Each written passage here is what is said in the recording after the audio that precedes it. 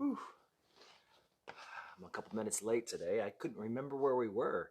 I just couldn't remember how far we got. So I was scrolling through my news feed trying to find the last video. But then we had Sunday, and then I did something different on Saturday, and then Friday and Thursday we took off for Christmas. So we're in Acts chapter 13, verse 43.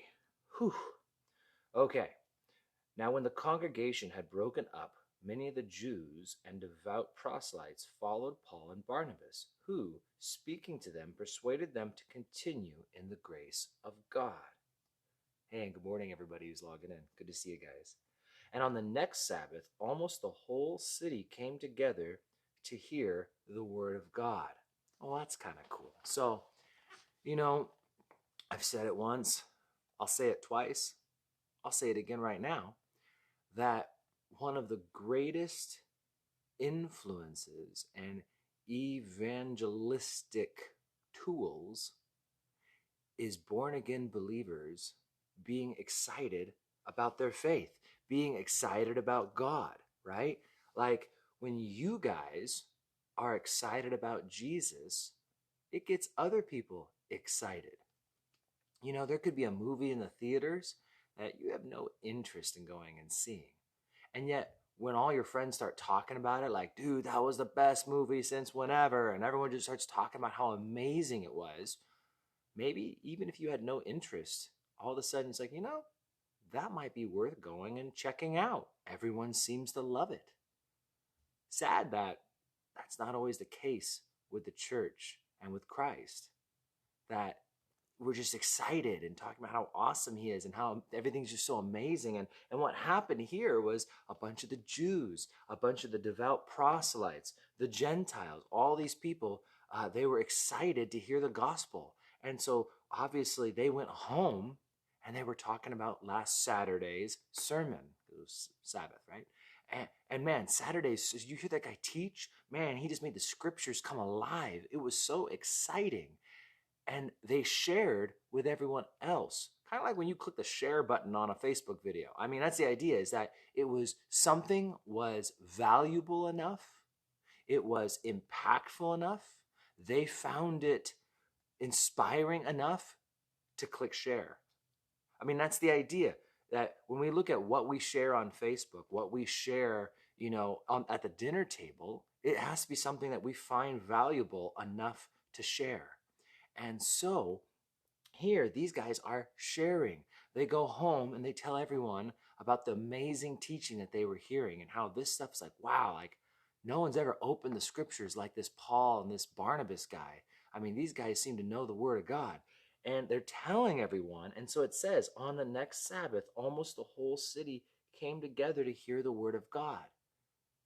And you know what? That had happened in our churches and in our homes and in our lives if we too were so excited when we hear about what's going on and we tell everyone with excitement about the great things that God is doing. But then, of course, there's always a but. Verse 45, when the Jews saw the multitudes, they were filled with envy, and contradicting and blaspheming, they opposed the things spoken by Paul.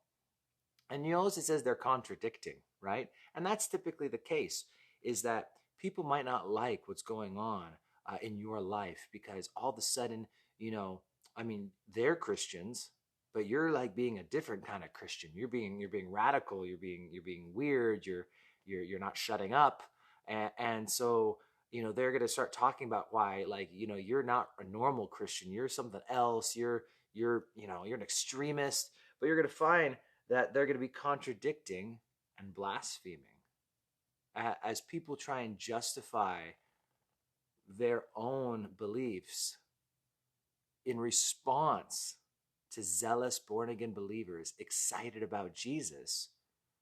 In their own foolishness and folly, they will begin to contradict and blaspheme. They might not even know they're doing it. They're going to toss out a verse, well, judge not. Yeah. And they're going to try and, toss out what verses they might know. And they're going to try and, say stuff. Well, God doesn't mind that I this or that. And they're blaspheming the holiness of God.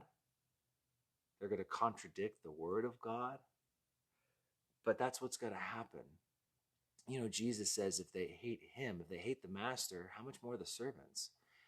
I don't want you to go out and be hated by all your friends. In fact, um, if all you ever do is stir up hatred, then you're probably misrepresenting Christ, because he made a lot of people angry, but he drew a lot of other hungry people in. And you're going to find that that is kind of the way we ought to be, is for the most part, we should be so salty and so brightly shining that people cannot remain neutral around us. Okay, you get that? That's I think the key. Our behavior and the way we get excited about Jesus, we're sharing the gospel, we're telling people about what the pastor's talking about on Sunday, make that a thing. You got a day job? You work a 9 to 10? Why not every Monday go in and start telling people what Sunday's sermon was about? Retell them the sermon. Maybe you'll have to take notes so you can do so. But that's the idea, is that what you'll find is if you did that in love every Monday, and every Tuesday you talked about the Sunday night message or whatever, and every Wednesday you talked about the podcast you listened to on Monday. But if you did that every day, every week, you're going to find what would happen. If you did it with love, if you did it with tactfulness, if you did it with all those things we are encouraged to do, you're going to push some people away and you're going to draw others in. But people aren't going to be able to remain where they're at. And you're going to help start separating the ones who truly want to seek the Lord and the ones who want to get pushed away. I do a lot of Facebook ministry, just trying to be out here and be salty. And I have watched it push people away. Every now and then I see old friends show up on you might want to be friends with this person. I'm like, I thought I was friends with that person. I never talked to them. And at some point they just thought, they've had enough. And yet there's other people, some of you whom I've never met, some of you whom I hadn't met until this last year.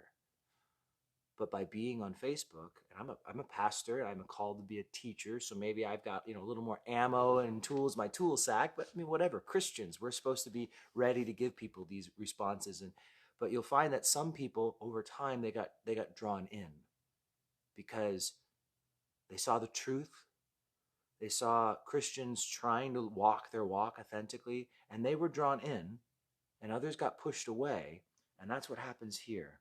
Paul preaches the gospel. The people respond with excitement. They share what they have learned, right? We don't teach every Sunday and Sunday nights or Wednesdays or whatever, your church routine is, so that people just personally grow and just suck up all these good nutrients into their roots and get all big. But it's so that they can also bear fruit and that they can share what they've been taught. And so these people, they shared it. And with all the excitement, the whole city comes to hear. But then opposition begins in verse 45. And so I think that's something we should be looking for. That we take what we are being taught, we share it with excitement, and if we do it with love, with tact, with wisdom, and yet with forwardness and truth, right? When they beheld Jesus Christ and the fullness of him, it was the fullness of grace and truth. He had the grace and the love, but he also had the truth. And as we share those things with the people who are around us, we will watch the same separating take place. We will draw some in, and we'll probably slowly push some away. Unless they've got some serious issues, it's not going to be like an immediate closed door. Typically, it's just going to be this little bit of a dividing. Some people will sit with us more often at the work lunch table. Others are going to sit across the room from us because they've heard enough. Are you having that impact on the people in your life? Are you not allowing people to remain neutral? I know there's some people you don't want to push away, but if you're not pushing them at all, you're not helping them at all. So push the people around you.